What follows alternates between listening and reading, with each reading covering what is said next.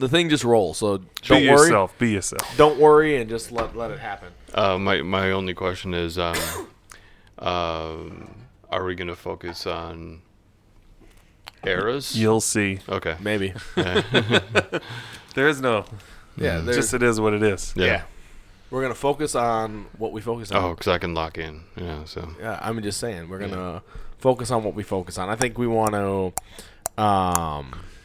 we want to focus on what we focus on, and we'll see where it takes us. All right? Sure. All right.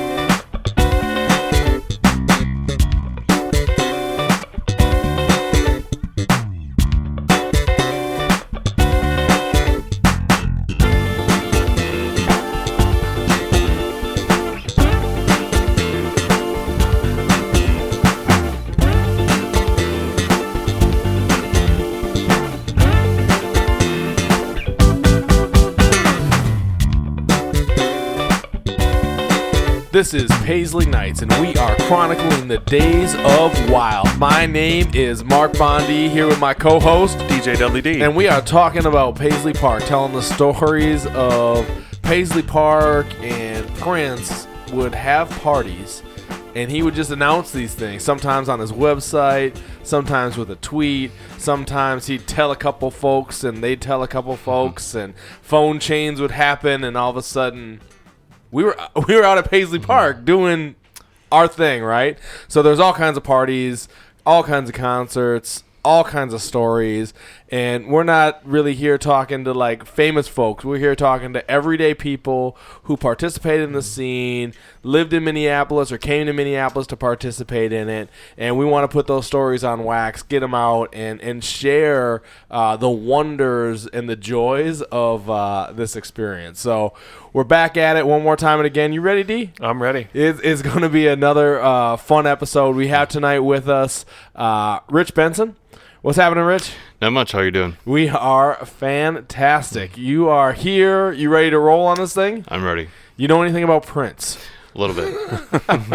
Good. Just from age 6 on. Just from age 6 on. So is 6 your earliest experience kind of remembering Prince? Yeah. Little Red Corvette came on the radio. Early MTV video. Just exposure to just radio in a small town, and that's the only thing that I heard on repeat all the time. Where'd you grow up? Between La Crescent, Minnesota, southeastern Minnesota, and La Crosse, Wisconsin area, just along banks of Mississippi. How far is that from Minneapolis? A couple hours, 2.5 hours away. So did you know when you're listening to Little Red Corvette or thereabouts that Prince was from the same state as you? Are you in Wisconsin or are you in Minnesota? At that time, I was still in Wisconsin, in Minnesota. Okay, so you live in Minnesota, and you're a couple hours away from where this guy's recording music. Like, did it stick with you? Like, this dude was from your state? Did you know that? It never dawned on me until after Purple Rain. Really? That okay. He was actually a Minneapolis, Because did you visit Minneapolis as a kid then from this little town? I was in karate. I used to actually come up to Minneapolis for a variety of schools. Starting at age 6 through about 16, I was in karate, and I'd go to tournaments, and never knowing that I'm crossing the same highways that he rode his motorcycle or whatever car you might have had at that time. But you were into him at this point in your life. So you hear Little Red Corvette, and you're like, I'm on the Prince train, or how did that kind of progress? Even as a curious 6-year-old, I was reading into the lyrics and the metaphors and wondering what this is about, what he's about, and how he can get away with such a cool sound when there's nothing else in the radio quite like it. So did you realize at a pretty early age that this thing was unique?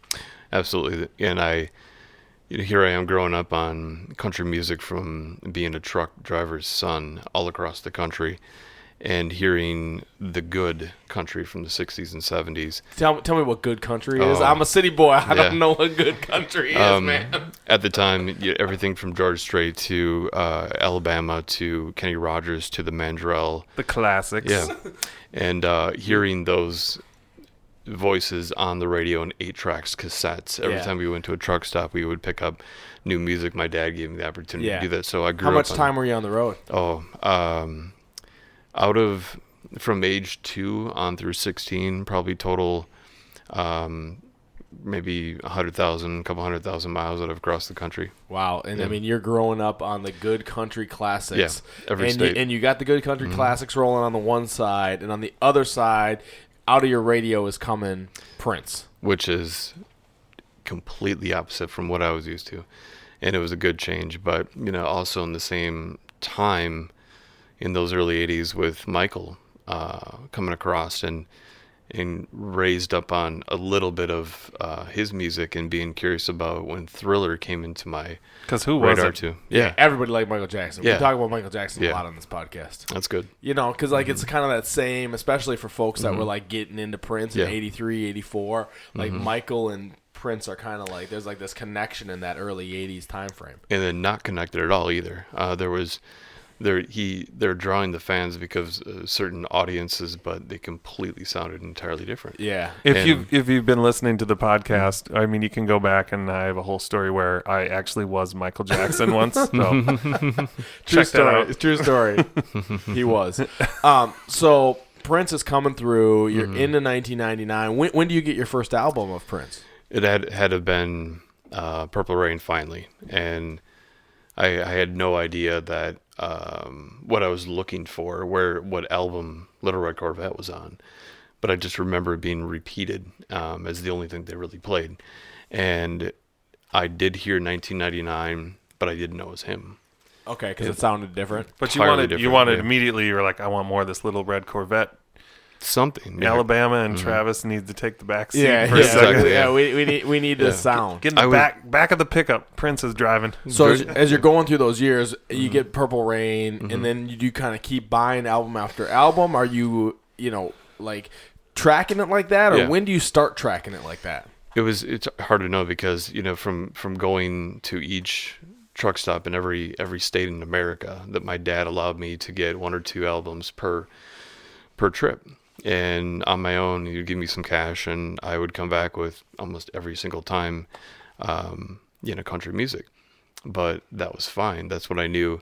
And I love the ballads. I love the lyrical content. I love the songwriting aspect of it too. And I could get into everything that artist was talking about. And I love the rock ballads as well. They're more of the mid 80s that came later, but and the hair bands and all that. But when I realized what Prince was creating at that time, and not knowing again that he's from only a couple hours away from where I grew up, that it just piqued curiosity. I had to do my homework on this guy. Yeah, you like the storytelling though. Yeah. So as you grow up, when's the first time you see him live? That didn't come until the Jam of the Year tour in 1997, December at Target Center. Okay. Yeah. Yeah, we were at that gig. Did you go to the first gig or the second gig? I believe it was the second night. Okay. And I had a nosebleed ticket, and I went with one of my best friends at the time and 2 ladies that we worked with at a restaurant. Nice. Yeah, Dustin and I were in the 8th row. That's too bad. Sorry about it. Sorry Yeah. about that. I mean, that was one of the grandest entrances to a performance. Like when he came into the Target Center and those green lights are rolling behind him, he's got the sunglasses, Yeah. and it was this deafening sound in that building. Like, our boy is back. We are doing this thing, right? And I recall, didn't he have the beautiful piano set up? Oh yeah. Yeah. Was it the blue one? Yeah, it was the blue one with beautiful around it, and he would dance on that. Dance on that. And like essentially he'd come out, and it was like the second song was Dancing Loud and Saying Ain't Saying Nothing. And then he Talking would Loud. Talking Loud Ain't Saying Yeah. Nothing with James Brown. And like he would just come out and just rip that thing. And he Oh, did yeah. the same beginning the first 2 nights in a row, and it was just like, Wow. yeah, here we go. So you're in the nosebleeds, you're watching the show, Yeah.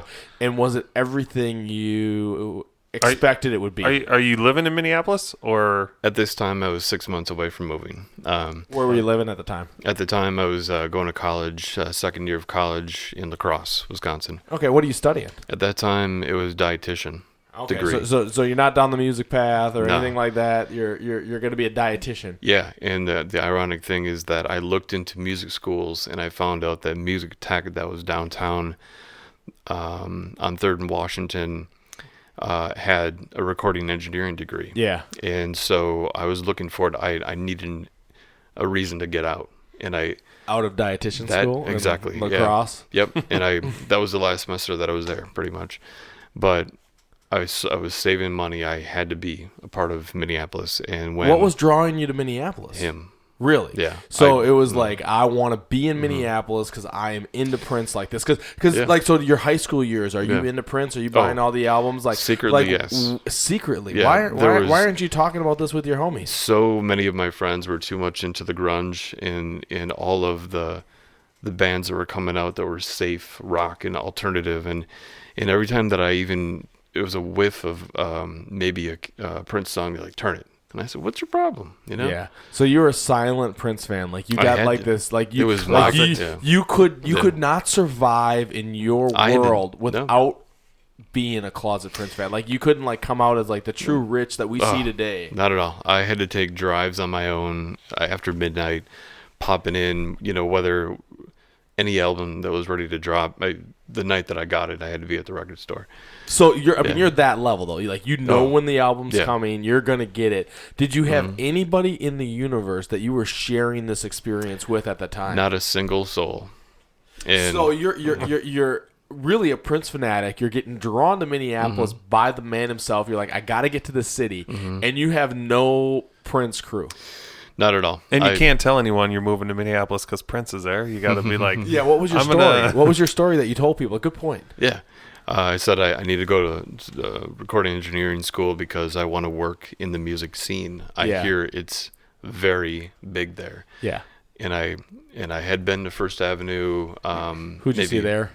I don't remember. Okay. It was. But you've been there, yeah. and you obviously knew from Purple Rain, and Yeah, it was probably early mid-'90s. I don't recall the band, but it was before it was anything that I knew a lot of Prince connection to. yeah, And there's always rumors that they said that he owned clubs, and when they were talking about Glam Slam, I missed those days. And the rumor of him possibly owning other properties or having ties, and I said, I want to find this out for myself. I'm going to go blindly. You wanted to see it. So your plan was, I'm going to go to recording school. I'm getting drawn to Minneapolis because of Prince. You can't tell anybody that, like family, friends, nobody in the universe. Nope. That you're just telling them, I'm coming to Minneapolis, but your secret agenda is, I want to get work close for him. To work for him. Yeah. That was the goal, because recording engineering, I knew the people that actually taught at that school had worked with him on production, within choreography, videos, costume making, you name it, and all the programs that they had there. I met every person that was the liaison for that department, and I had to find out what was going to be the best fit. And I remember the first time that I went up there, I sat down with a guy, and he had this huge Miles Davis mural painting on the wall that was a piece of sheetrock, and I don't remember the album offhand, but it drew me in that this guy knew his music as well, because I knew just enough of Miles Davis to know that that Prince admired him. And so when he sat down and he said, if you want to talk about real experiences, this gentleman over here had worked with him in production on Purple Rain. He worked with him on Under the Cherry Moon, and this and that. And this is like is this before you've registered, or is this like once you've started school there? This is before I said yes. Yeah, and but that got you on. You're like, heck said, I'm saying yeah. yes. These dudes got all kinds of stories. Where do I sign? Take my money. Take my money. I'm going to the bank. I'm gonna get me a loan. So you're here, and you come to Target Center to see the show, and this is 6 months prior. And once you see the show, it just confirms all things of Minneapolis movement. I decided that night that I had months to make a decision. Yeah. And that I was moving in the summer of 1998. Who did you go to the show with? I went with a friend named Eric and two ladies that I do not recall. Yeah, but did you know them from any Prince thing at that point? Were you connecting online socially with people, not or at all, just no. hey, the show's coming, we're gonna go? I was in no chat groups whatsoever. Okay. I heard of them out there. Yeah. But this whole experience was going to be my solo experience because I needed to be. So you're on the journey. Do you have any like kind of what's your biggest impression from that first night at the Target Center? damn, he can fill an arena. And this is thousands of people that I've never. The only bigger concert that I've ever been to was in 1994 Camp Randall with Pink Floyd. That was 100,000 strong. Yeah. And that's an entirely different genre. Yeah. Yeah. So you're just like, this place is packed, Yeah. and it's not like packed and like people are just twiddling their thumbs. Like the energy's high. Crazy cool people too.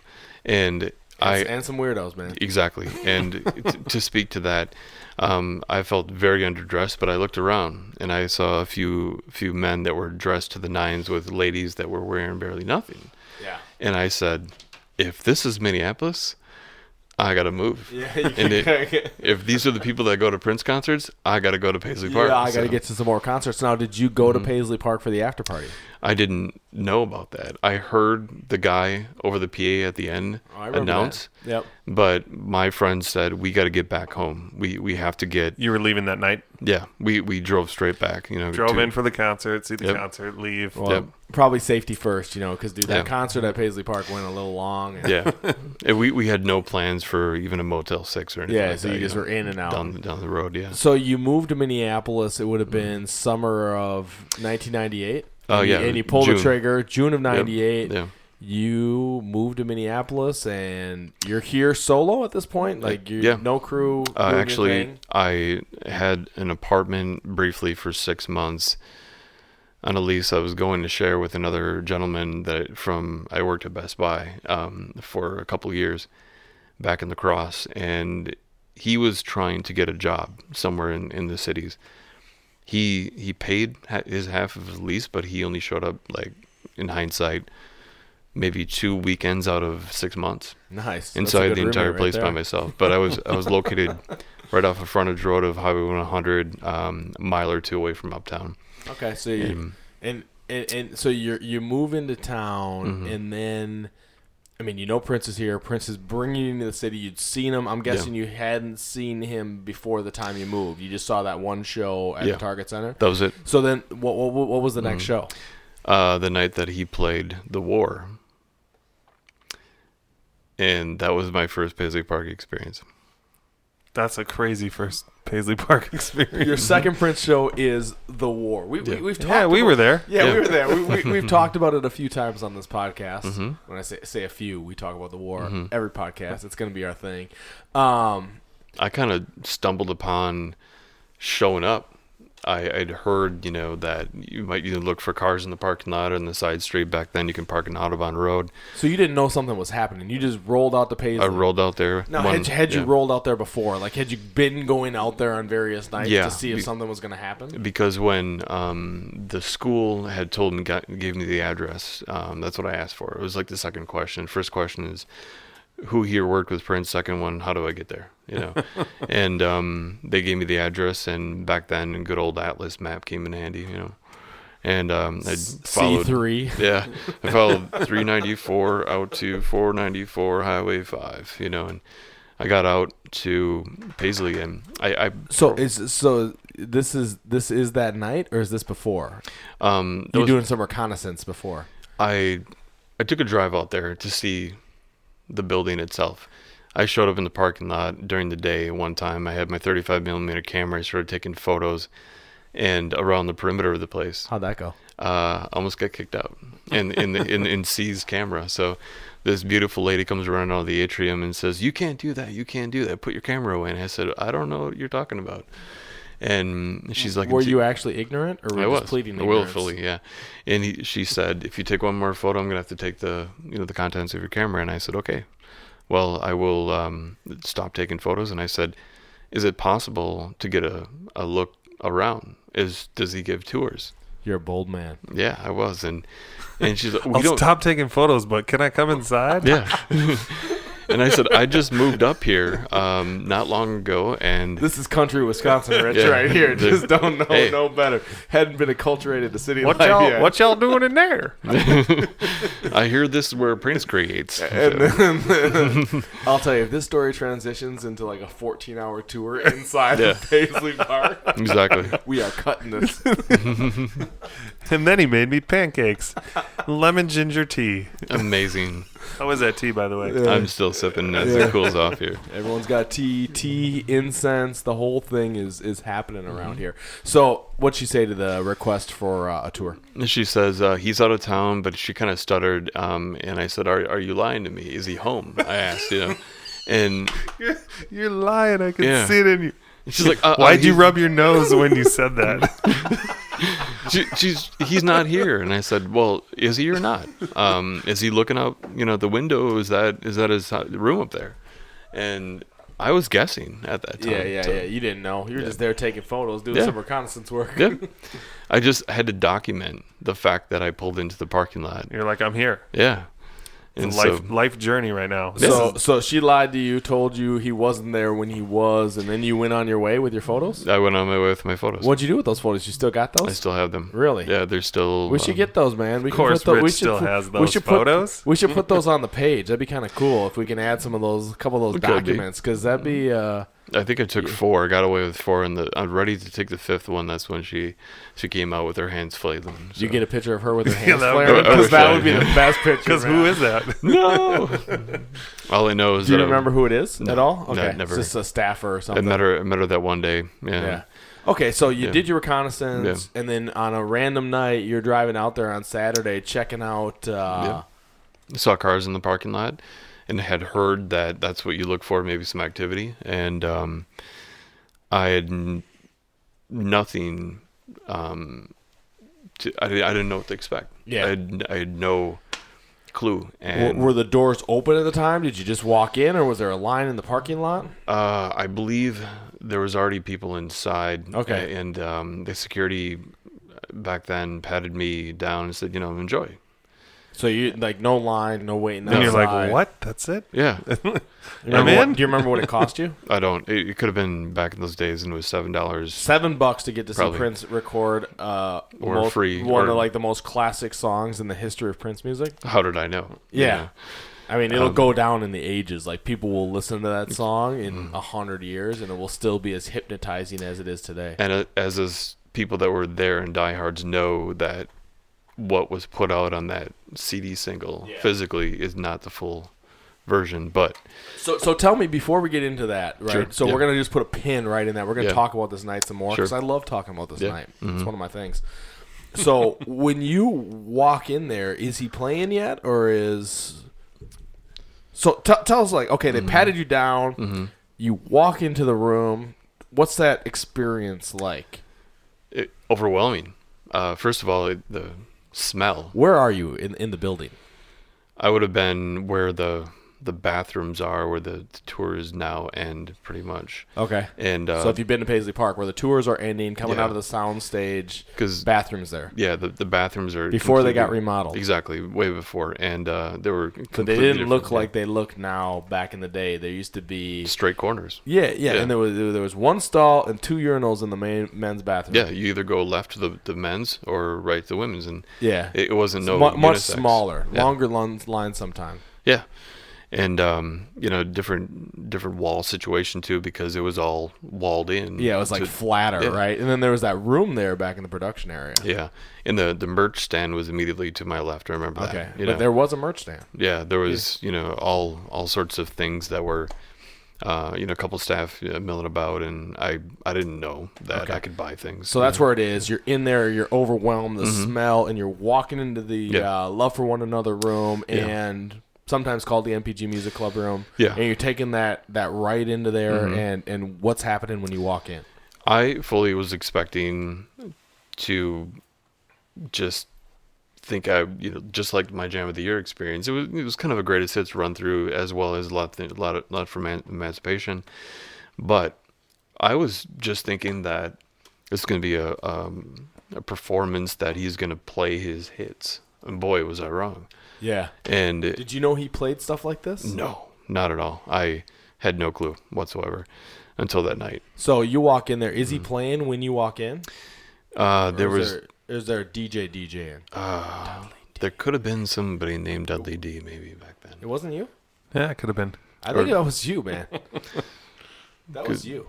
Yeah. The only other person I probably saw up on the tables was it Brother Jules back then too? Yeah, but this was June of this was summer of '98. Yeah. So I think that was you, Dustin. I was definitely there. Yeah, that was definitely you playing, And guaranteed. And then he did that. So he does the set before the war. Do you remember anything from that set? I think I came in halfway into that. Okay. Because he does the set, and then he transitions. Yeah. Kind of the deal turns, and he transitions. Then he's getting the crowd going. Yeah. 1, 2, and like getting the chant rolling, right? And everyone's like screaming it, and he's recording that. And to your point, the song in its kind of original recording is longer. What was the release version? How long was that? Was it like 26? 20 something? Yeah. 26 minutes. And what do you think the full version Give is? or take a few bars. Yeah. 40 plus, maybe? 40 plus. So what did he cut out? It was a lot of, from what I remember, a lot more extended instrumentation, and as you had in conversation had said, the backstory of why it extended so long. Yeah, he had to go get those lyrics, man. Exactly. Well, he didn't go get them. Takumi, I think, went and There you got go. the lyrics. Didn't you have to run back to the Galpin Boulevard house to get that? Out of the bathroom. Yeah. Well, you know. Yeah, Sometimes that's where the best ideas come from. And where are you standing? I'm in the back, taking it all in. And what I do recall from there, in looking up on where the balcony above where the kitchen is now, and the stairs went up there. I think that's where you Little perch. Yeah, Dustin's spend. perch. That's where you used to hang out, man. And Prince used to come out and hang out There with was him. a couch behind there, right?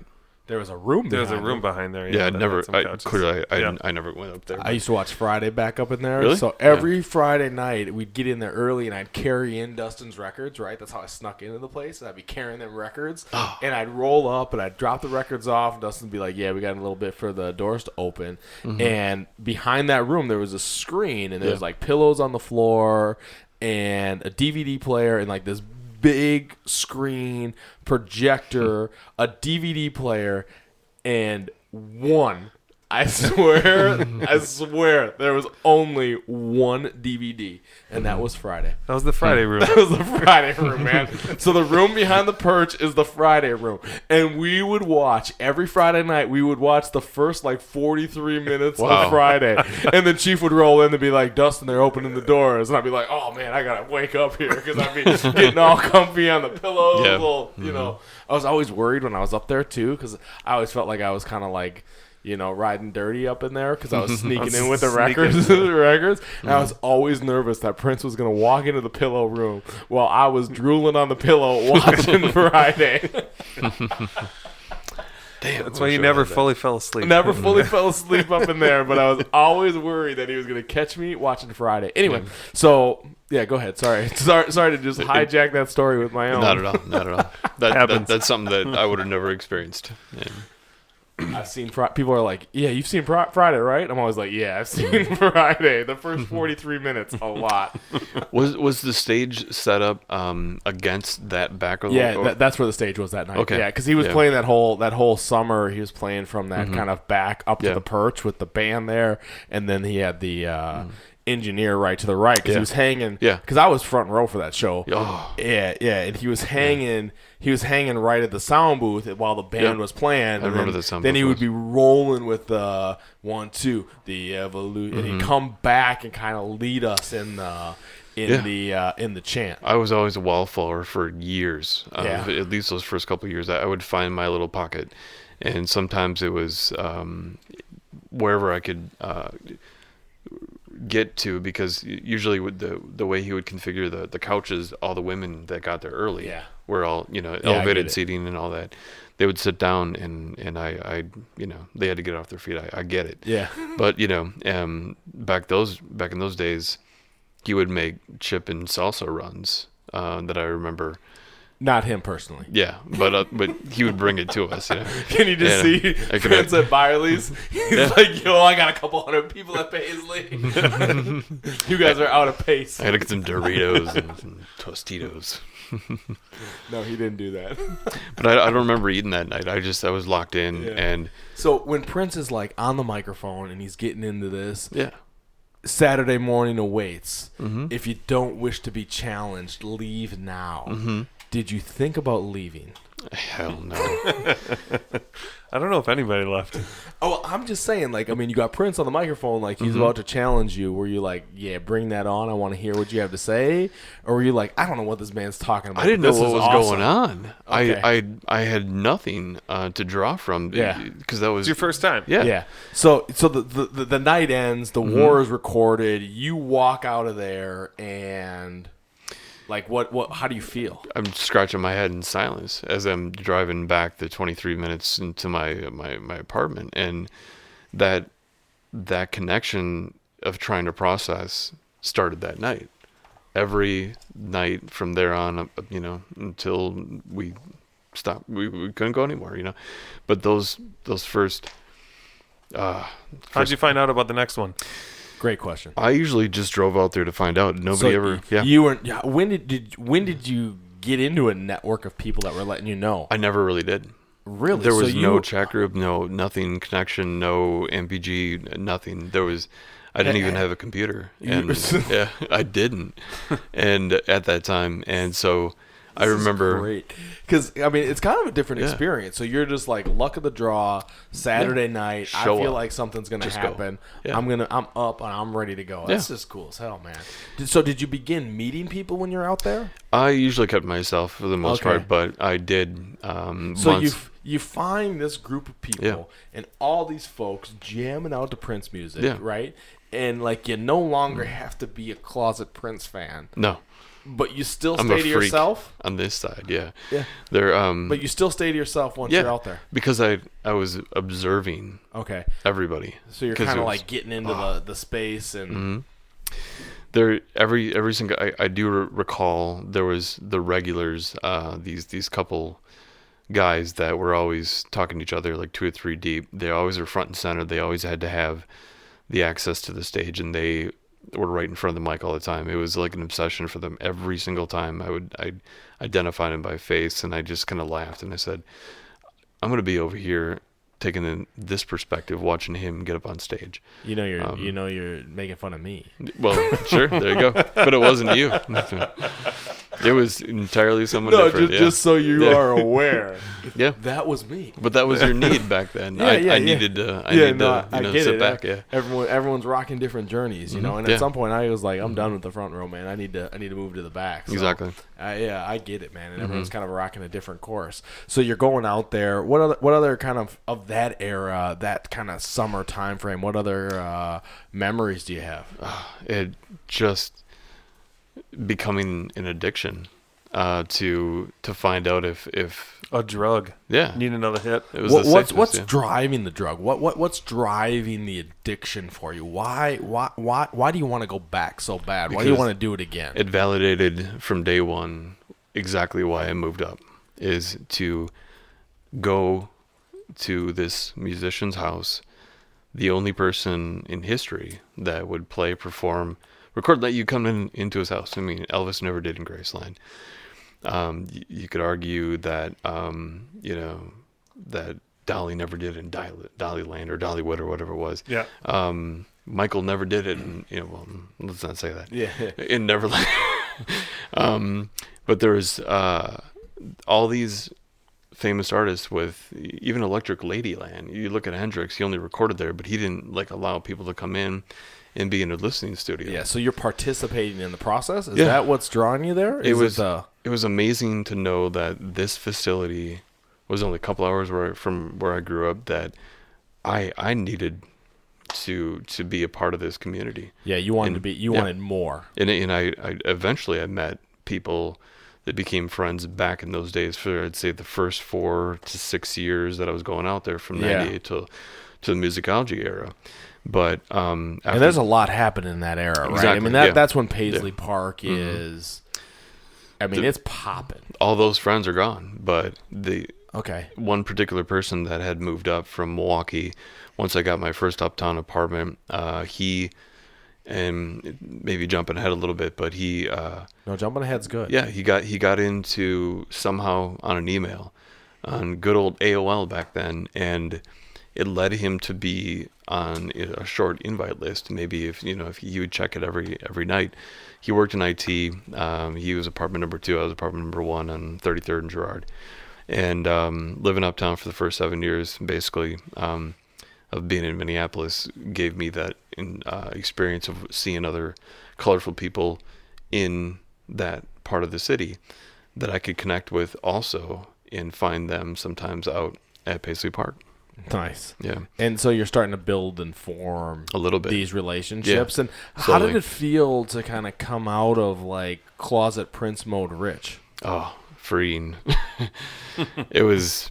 Did you feel like you kind of hit like a new level of you then? Oh, I had to, because I felt like there was some type of rebirth in personal sense, but also that this is where I always meant to be.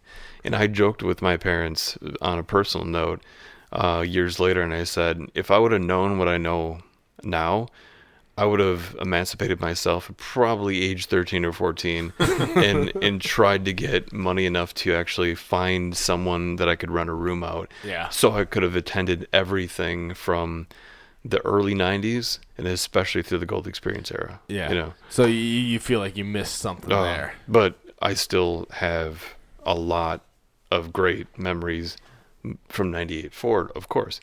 But I felt that only if I could have been there during that era. You feel like you missed something. So did the drive of kind of like the feeling of wanting to go back, did that stick with you up until, the last shows and piano and a microphone, and like was that always there? I do remember after the piano microphone show that I left that night and I said, I don't think I never need to come back again, because I think that was the greatest show of my life. Really? And Why was that the greatest show of your life? He transformed everything that I loved, and I think he made most grown men and women cry that night. And I was one of them, and I could not believe what I was seeing. And it was so deeply personal, and I felt like he cannot top this, and I don't want to be disappointed. And I really struggled to even go back the following weekend with the showcase with Judith and the time. Yeah. But I knew that it was going to be a nice celebratory mood. It showcased them. So the last show was the pinnacle in your mind. Yeah. Where were you sitting? I was about the first show about 8 rows back on the left side. And maybe 12 rows back on the left side for the second. That was both shows. So you saw both. Yeah. And Seated. Not on a pillow. Not on a pillow, Yeah. but seated. Okay. Yeah. So I mean, when you're in there, deeply personal. He's reworked the songs and just next level. Yeah. And it sounded amazing too. It had Yes. that surround sound. Oh my God. And Yeah, they did a great job. Shout out to Scotty P. Yeah, Scotty P. He was on all that. Yeah. And in not long ago, I met the crew that shot that from Infinite Tree Studios, and they have a new place in an industrial complex in Northeast Minneapolis. I took a tour. Yeah. And by the way, they showed me most of the second show. Really? On the screen. So they got it, huh? Yeah, and they What said are they doing with it? They're waiting for the estate to give them a go. Really? And But I tried. you got a sneak peek. I got to see almost the entire show by myself. Nice. And I how did it replay to you? Because I mean, you saw the show live, you got to experience it. How did it replay? See, and when was this? Last week? No, it was late last fall. Late last fall. Okay, so probably. a little while ago. Yeah, I was the only one that knew about this open house to Yeah. showcase this place, the new space. And I just walked up to Yeah. the staff and I said, "Who here was working that show?" Yeah. And I said, "I want to know the status of the release. Is it a state-related issue? Can maybe during this." And then she started waving her hands like, no. And then you're like, No, I want to watch it. So your boldness Yeah. of doing bold things and Yeah. asking bold questions has not stopped from Never. the moment you came Never will. to Minneapolis. Even after he's been gone. No, Yeah. it didn't matter because I always lived the mantra, you got everything to gain and nothing to lose. Yeah, it's not going to cost you anything. No, and you might as well take a shot, and they can say no. And so, Do you think Prince taught you that? Part? I think because in a way, he kind of lived that kind of life, I would right? hope Like, so, yeah. like if you kind of think of like the lyrics, the way in which he did the music industry, and Warner Brothers, and kind of his boldness. Yeah. I mean, he was unapologetically Prince and not afraid to. Unpredictable. I mean, it was good to keep reinventing yourself too. Yeah. And if you're going to be boring, and I felt like my hometown was extremely boring, and the people weren't going to grow, and I was suffocating in a small town, and even living in La Crosse, college town, it sucked. There was nothing challenging about it. So I had to be age 21, 22 when I left for good, that this was pulling me even further, that I needed to now, literally spend the last half of my life, doing this going thing. there. Yeah. So how many shows do you think you saw over that 20-year span? I know at least 100, maybe up to 120, somewhere around there, I think. Okay. Yeah. And most of them at Paisley Park? Oh, yeah. They're the only arena shows would have been Stuff in the cities? Yeah, there would have been the 3 nights from Musicology and Excel Energy Center. And Never traveled though. never went outside of Minnesota. Nice. No. And we know a lot of people that did. It could have been Australia. It could have been other countries. I know a London, dude that wherever. went to Japan with a guy. Really? Yeah. Oh man, what year was that? Dustin, what year did you go to Japan with Prince? 95. No, it was. No, it was Like 2002. 2002. Yeah, It was 2002. 2001, 2000. I missed Thanksgiving. It was all right though. I had sushi. It was good. So speaking of Japan and like all the other places, I know you're big into like the bootlegs and the unreleased material. When did you start going after that? Oh, that is Like, a great transition, because I wanted to talk about that. That was my education for years before. I came into several markets across the world through Goldmine magazine, actually. Yeah, you doing this on paper. Oh, yeah, old school. Yeah. It was my Bible, right? Looking for bootlegs. Even How often did that get published? Was that once a month? I believe so. I would get that from a record shop in La Crosse. It was Deaf Ear Records. so before you moved to Minneapolis, you were buying bootlegs? Yep. and Vis-a-vis Goldmine. So Goldmine's a music magazine. Do Yep. you remember Yep. Goldmine? Oh, that thing was Yeah. sweet, man. It was a massive. I mean, like a Bible, kind of almost a newspaper size Yeah. type thing. And it was just full of like Yeah. random ads. Vendors across Yeah. the world, and they would have their listings of what they had, and I would always go with my highlighter and looking for the Prince ones, whether it was the imported Japanese, whatever country that it was tagged with, and it would have all the information on there. And I was wondering, I'm like, now that I got a credit card, what can I buy? Heck, yeah. And So you That's- got in. That's you got America into, right there. You got into that before you moved to Minneapolis, and specifically Prince bootlegs. My first bootleg ever In Alabama. was Small Club. That Yeah, I mean, that's a classic, Yeah. right? That's because that was the first. It was the first release on the X Records label, with that cool photo of him from Love Sex era on the front. And I had high expectations after that. I thought every bootleg was going to sound crystal clear from a mobile recording studio. turns out not to be true. Not right? to be true. And I had to suffer through a lot of failed investments after that. With dropping $50 for Yeah, I was two gonna say speed. they weren't cheap. They were No. Yeah, $50, so $70.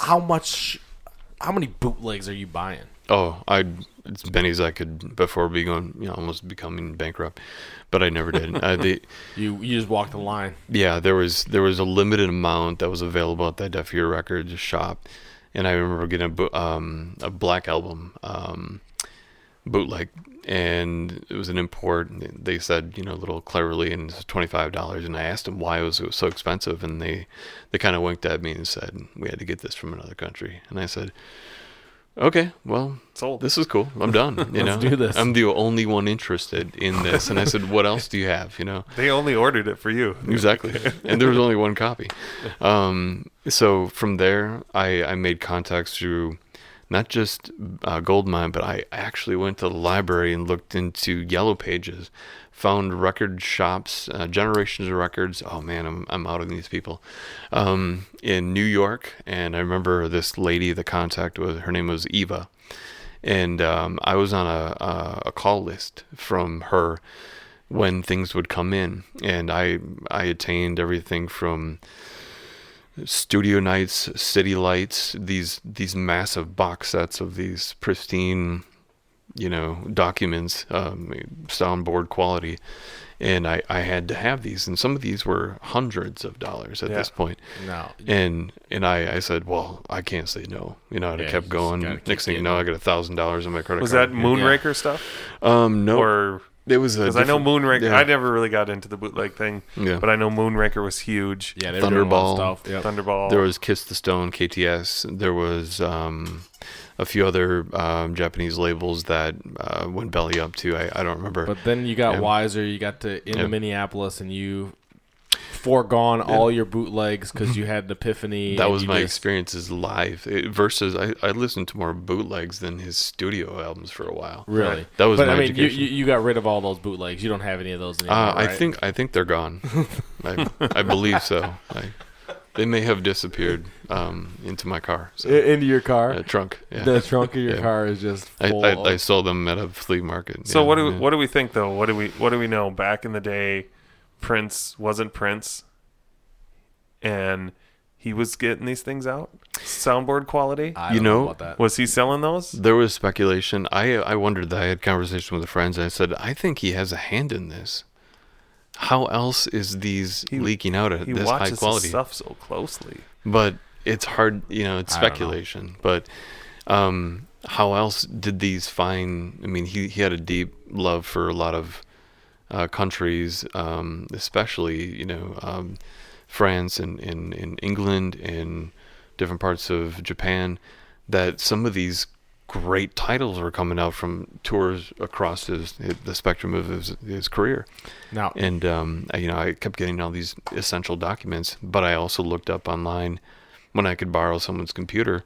I'd print out manifests of available bootlegs and have the information. how many are out there? I mean, you've looked at all this stuff. Like when now? you look at that, like if you were to add them all up, how many Prince bootlegs exist out there? Back even 20 years ago, I would say there was hundreds already out there, maybe several thousand, and I couldn't conceivably have every one of them in my possession because they just seemed like the different outlets had different Stuff. inventory. Yeah. So and there was places in Chicago. There was I made contacts even with a few places in California, And you did this all by paper and phone. Yeah, and paper. Yep. And you were just rolling. You had the credit card, and things were happening. I had my credit card in file for some of these places. Really? Yeah. So, what kind of jobs were you working to afford? I mean, you're not raking the big Selling big plasma. cash. Yeah. I mean, how are you funding this?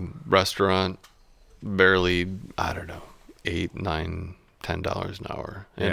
And so then all your cash is I going was into gleefully this. going into debt. That was no problem. So where none of your friends know you're into this. So where are you keeping your Prince bootlegs? My private area, like in a different different shelf. Yeah, under your mattress. Yeah, sure. Not on display because I did not want anybody to see that these were there. It wasn't embarrassing. It was just more of like, this is my music. Yeah, you can see all my other grunge and crap out here, my classics and stuff. And whenever you come over, if I'm gonna have a little gathering or something like that, Alabama. But sure. We're not showing you. We're not showing you the small club deal.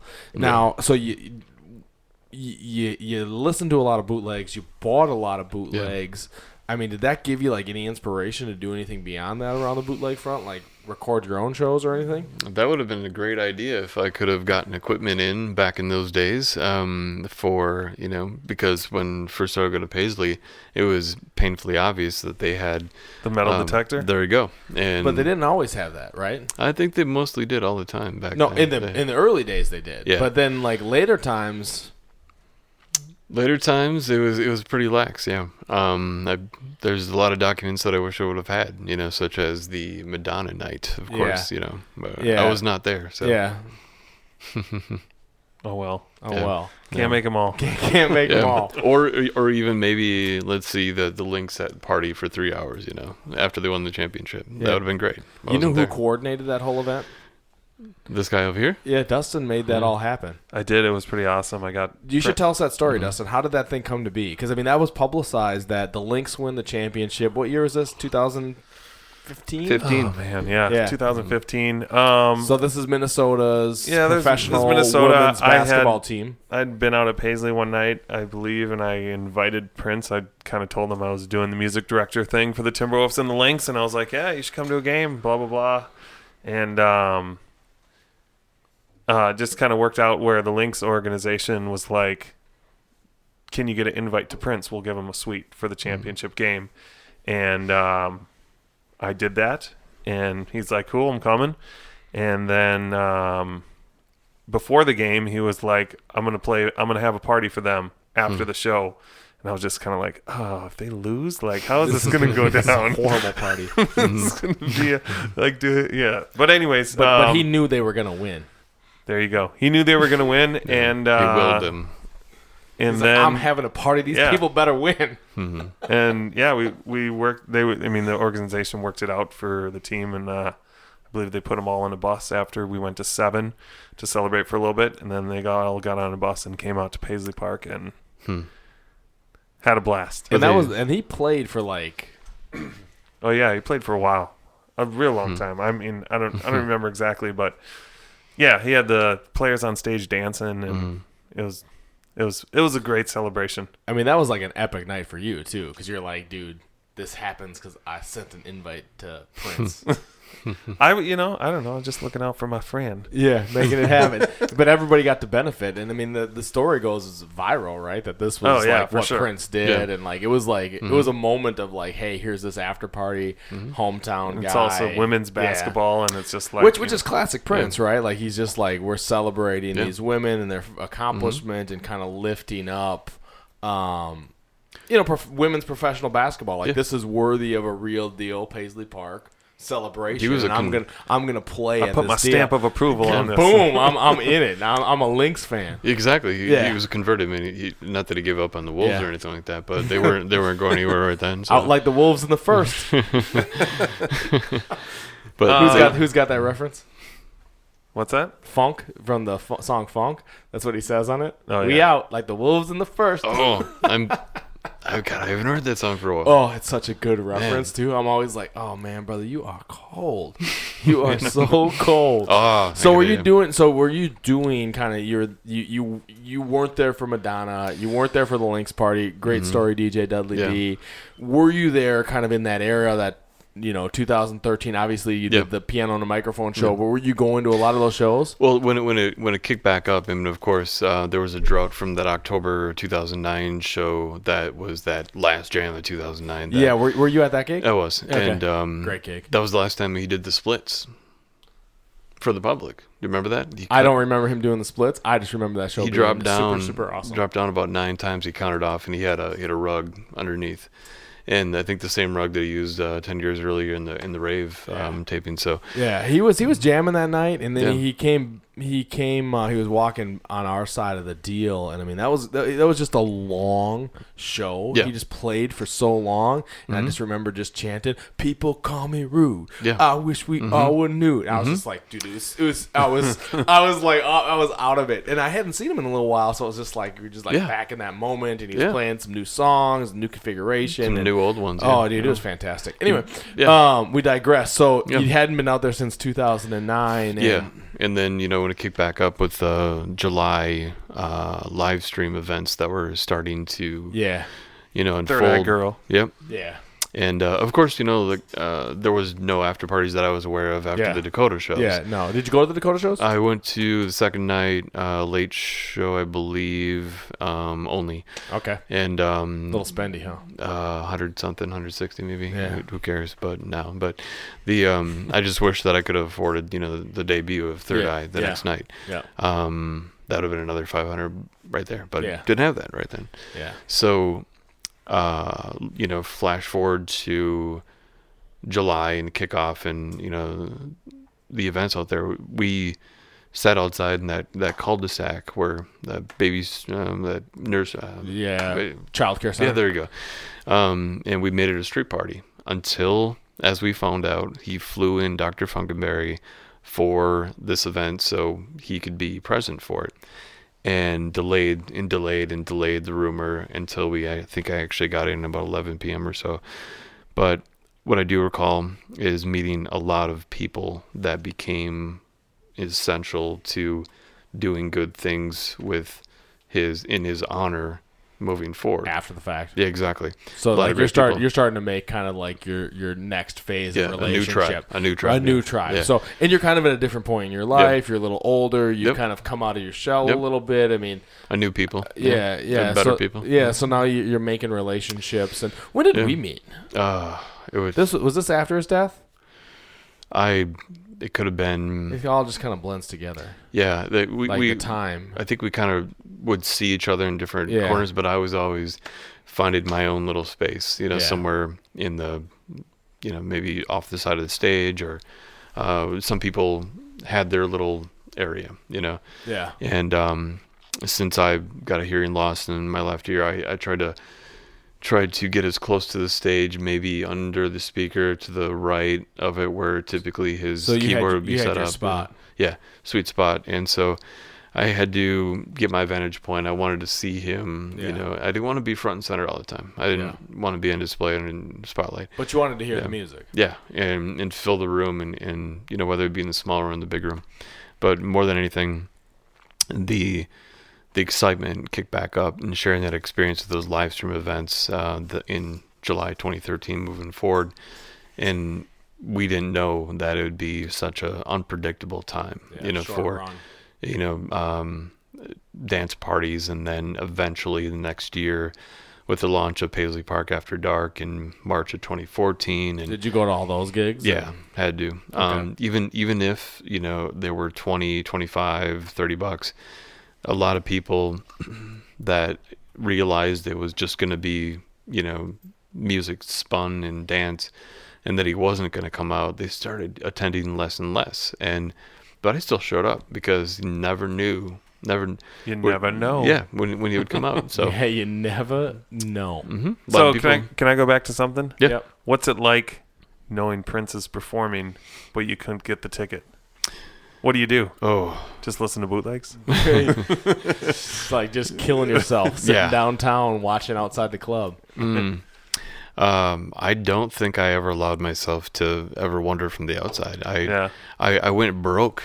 In case in point, the rave the second night of taping and the Prince night, because I didn't want to go to the time. Yeah, you were at that show? Yeah, I was. And you still got the ticket? I somewhere buried in my fireproof safe somewhere. Yeah. And fireproof safe. Yes. We're getting closer. Yeah. But of course, didn't want anything to ever. Yeah. So I remember having literally the last $100 until payday, and that was the recommended cover fee. And they said it wasn't recommended; it was required. Sure. And they said that we could. Was so cold. Oh. Yeah, we could write it off for tax season, and I was like, okay, fine. Because it was the music deal from VH1, Save the Music campaign. That's where all that money was going. Really? Yep. I didn't know that actually until now. Yeah, so, you could donate to Save the Music to get like Awesomeville seats that were like VIP. And you didn't have to wait out in the cold. Wow. Would have been a wise investment, but not if you only had a hundo. Yeah. I remember specifically asking the door person, "Can I only give you 80? I need 20. I need 20 for. I need to eat. I need food. At least some cheeseburgers, McDonald's. Yeah, because ramen noodles are on sale. Can we do 90? I'll go ramen. That's all. I don't even need a burger. Yeah, I do remember having ramen noodles at home and some other pasta and stuff that uncooked, and I was like, that's all I got. My cover till payday. But he's like, no, man, I can't. You made it. You're here. So I was, So I went in there, and that night is an entirely different conversation for all time. What was it about that night that you liked so much?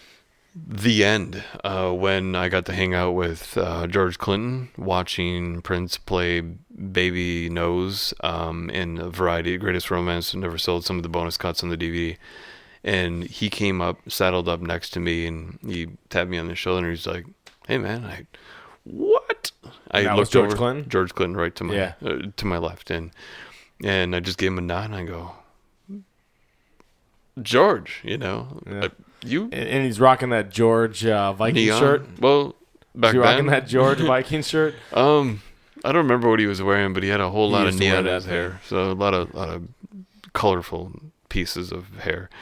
And we were watching. It was about 4:30 in the morning, and finally, he was ready to call it quits. And Takumi was cleaning up the stage, and Prince's guitar tech at the time. yep. And I yelled out I didn't know his name until that night, actually. And I said, hey, could I have that guitar pick right there? And he pointed down and he said, that one? I go, yeah, that one. It's the last one that he used for the night, and technically, historically in the millennium, last one he ever used and touched. It was shredded, and I think it was, used on that blues medley, Purple House, and Nice. so you got that pick at home? yeah, I've got that, and so Nice. that is It's a gonna little keep safe. forever, yeah. But that will be in the fireproof safe as well. Yes. How big is this safe? Big It's a enough- walk-in vault. yeah, big enough for essentials. So sitting in, we're not gonna give the address, but Yeah. you live in North Minneapolis. Yes, I come from North Minnie, and I never run for Minnie, and I ain't about to to stop say right right now. So what's it like living in the neighborhood that Prince cut his teeth in? well, the cool thing is I'm 3 blocks away from the Capri. Nice. And to know that 40 years ago this year, just a few months ago in January, that he had those historic shows, that I wish I would have been alive, but I was 3. But who would have known? Who would have known that he would have came from this place?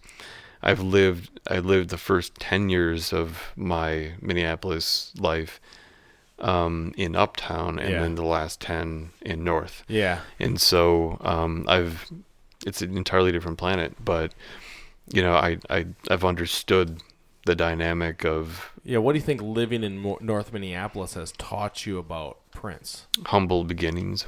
Really? What explain that more. What do you mean about humble beginnings? Well, after meeting some community leaders that were there, mentors of Prince, and hearing the stories of not just how life was back when he was growing up, but as a young black man trying to, just play music, and more than anything, having people around him. I'm within 10 blocks north of Andre Simone's childhood house. Right off of Plymouth there. Yeah, and to see these neighborhoods and to hear about stories of what happened in the 60s with the race riots and the burning of rows of businesses on Plymouth and Penn. And then, of course, for a reference point, when he spoke of that in an extended lyric part in Dance Rally for Peace, when he references neighborhood area. Yep. And it's like, I know that. I know where he's talking about. This is about when he's calling out Plymouth and Penn. He's coming home in that song. You're driving right by there. Yeah. And so I felt like I was always chasing his ghost anyways. Yeah. For a lot of reasons. And even from day one when I met with Apartment Search in Uptown to get my first apartment, little did I know, on I think it was 26th or 28th in Hennepin, where the Cloud guitars used to be made was a few tenants in on that block. So you're always close to kind of the history. It was and that's weird. kind of Minneapolis, right? Like wherever you are, you never know. You're kind of close to the history, and I think there's interesting stories just on the backdrop, North Minneapolis, tumultuous times of the 60s. The race riots of Minneapolis. It's interesting because I grew up in the city of Minneapolis, and I didn't learn about the race riots of North Minneapolis till I was like in my late 20s. Exactly. Right? This is not stuff that's publicized, but this is setting kind of the undercurrents of a musical scene, and who people will become. I think a lot of that social consciousness of Prince is born out of that era as well. It doesn't just come out of a vacuum. There's a particular set of streets and blocks and people that are all in the mix. So it's interesting that you live there and you kind of get to live and breathe those connections. And I still feel that I'm, chasing his ghost from, block to block to hearing stories still about what alleyways and what garages he used to jam in with way before any band was formed. Yeah, it's crazy. So I'll tell you a story because it's just like story time tonight because we're here and it's like you're just kind of vibing on the various things.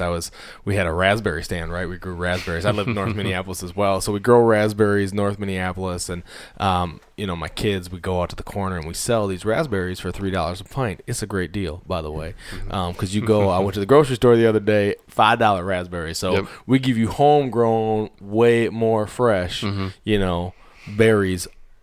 We hooking you up, right? Anyway, so we got our raspberry stand, me and the kids doing our thing. Summer in Minneapolis, literally on the streets doing our thing. It's super fun. Guy pulls up, stops, buys some raspberries, and I don't even know how we get on topic. It was not me. I swear it was not me being like, hey, this is me like telling him I'm a Prince fan. And the guy's like, hey, yeah, I remember Prince jamming right in front of that house right there. And right next door to you? Right next door to me. So he's pointing to the house next door to me that Prince used to play outside in the summers. They used to do gigs out there. Yeah. And that's kind of like the North Minneapolis deal. In that house, I knew at the time, but that was Jelly Bean Johnson's house. I just didn't know Prince was out there doing summer concert series at some block party night. And that's kind of the scene that he grew up in, though, is these players, and you hear these stories of him jamming in this garage, him playing on this street corner, him doing this street fair. It's kind of fun being part of the community to hear that history.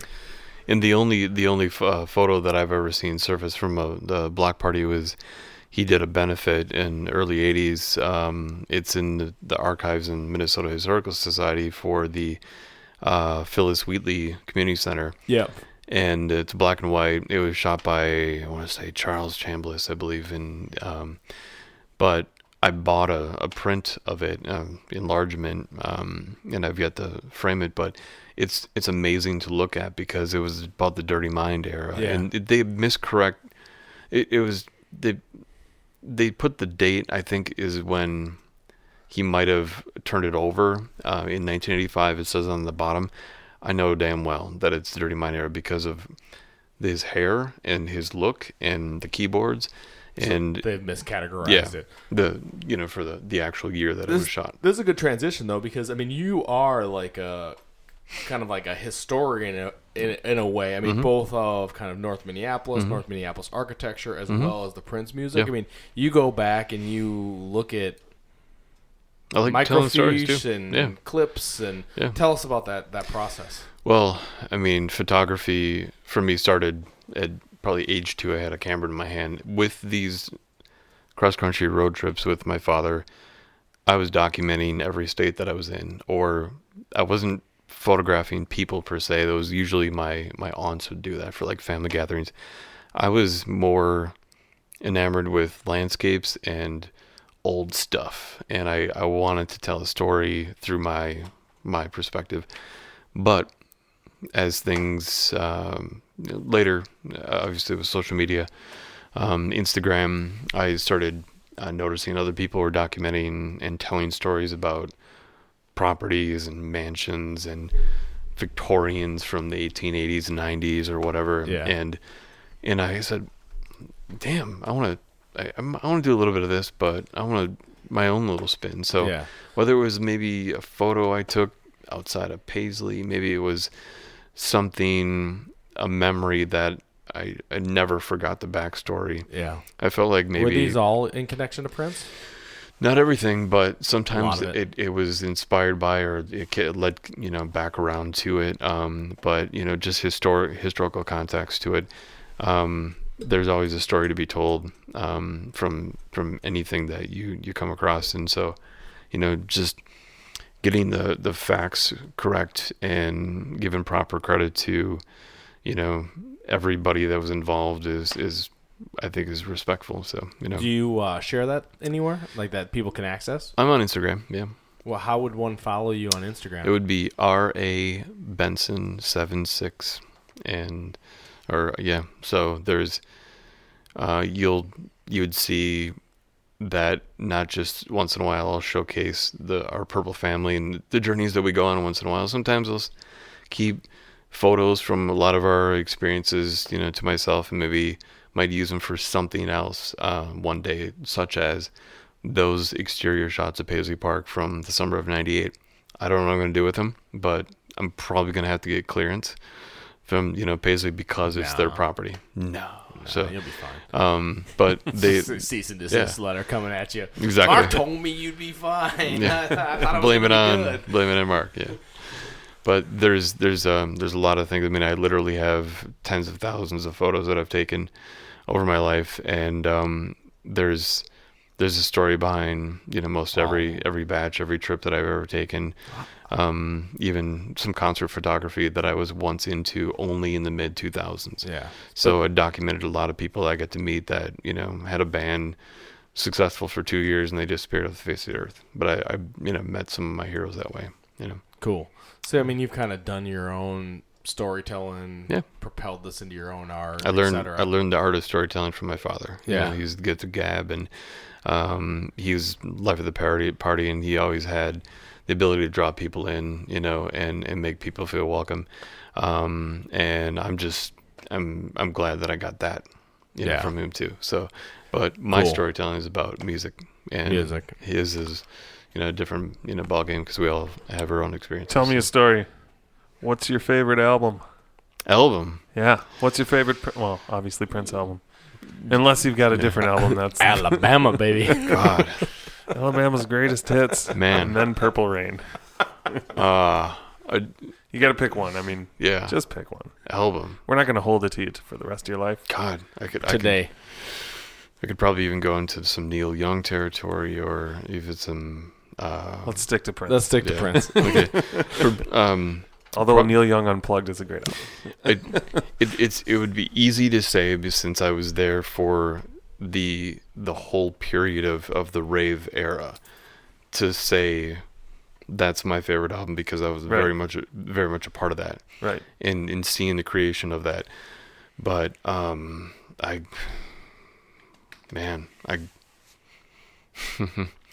it's one of the toughest questions ever, for what is your favorite person. I could have asked you favorite song, but I gave you what's your favorite song? Probably a tie between How Come You Don't Call Me Anymore and possibly She's Always in My Hair. So early 80s, really. Yeah. Some of those B-sides and all that. So what era do you wish you could have been around for that? For a concert? For a Prince concert? Yeah, or like at Paisley Park or Paisley Park, definitely Love Sexy era. Yeah. Most likely because of what I've heard. There's some people that got in trouble, some of his former bandmates that got fired, as I've been told, that shared some of those rehearsal sessions, and they've been bootlegged on labels, right. Years ago and stuff, and hearing that process of such a great album and know that what we know, that the creation period after Parade and between Sign of the Times and Love Sexy and Batman era too. Yeah, he was just spitting them out. It was crazy. And he was just spitting them out. I wish I would have been to see that process and whatever I could have gotten access to, for late night shows or whatever you would have done, benefit shows, I don't care. Yeah, right. So those are like your favorite albums. Yeah, because it's such a it's a story.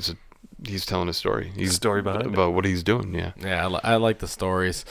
You talked a little bit about kind of the Purple family and the connections. Yep. I mean, how has that continued post death? I think a lot of people have good intentions, good ways to share their energy.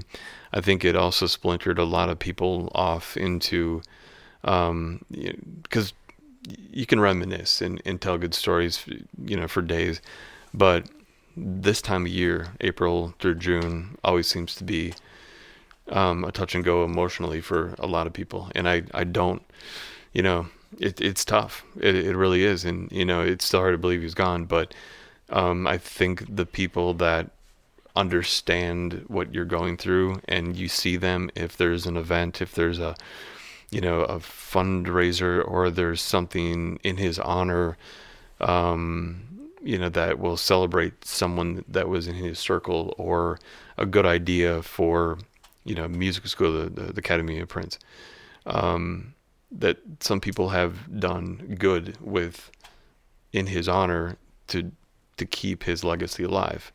And that's important, but there's only so much that us Minneapolis, not residents here, it's far too much to keep up to. So I try to make them just count. the activities of the celebration, etc. I just hope that people don't want to make money, whether it's, I don't know, items that they're making for profit. They should, I would say, in the right spirit, give back to some charity or some community effort, something that he would have supported in life. And there's a bigger mission here. Yeah, there's, and a few things that I've been a part of, it's all been in a respectful, way of portraying what he did and what he meant to us. But I haven't made $1. I haven't asked for $1. What, I mean, just kind of to summarize as we get to the close, I mean, as you think about what Prince means to you, like, how would you summarize that? How would you encapsulate that into a few sentences? I think his music taught me more about myself than any one family member, any one hero of any time in history, and allowed me to be who I wanted to be and be okay with it, And I think that he brought out, like I joking said, he brought the freak out of us. He let us be comfortable with who we are in our skin. And just like that song, "Freaks on This Side," I'll be over there. Yeah, you're on this side. Freaks on this side, and we know who we are. Yeah. We know who we became because of him. Yeah. And I think he opened up so many doors for other people to be okay with who they are and to express themselves through music, through anything they do in an artistic sense. And we have to keep remembering that he's still inspiring us. Yeah. And that makes me happy. Yeah, I think that's a big deal, and I think that's part of the legacy, right? That the Paisley Park scene, the Paisley Park crew, it doesn't live on in the building anymore. Yeah. I mean, from the building perspective, that ship has sailed. Yeah. It's not the same, but we carry on the legacy and the community and in who we are and collectively what we're becoming and what we're contributing from that creative process to the world. I think that becomes the legacy, that he opens these doors, he touched these lives, transforms people, and then in turn, these people go out into the world and they're different than they would have been had they not seen what the creative process can be. Yes. It's really amazing. This was good. Gave us a sense of who you are. We appreciate you coming on. Thank you. Any last questions, Dudley D? So if one were to try and get a recording device past the security at Paisley Park, just hypothetically, how would they do it? Possibly in an area where they're not going to grab. Creative. That is the way to go. And that's how one would make that happen. Yeah, probably one would think so, yes. All right. Well, we appreciate the time. Thanks for coming on. My name is Mark Bondi. I'm here with my co-host, DJ Dudley D. And this is Paisley Nights. We're chronicling the days of wild. Thanks for listening. Peace and be wild. Cat in the background.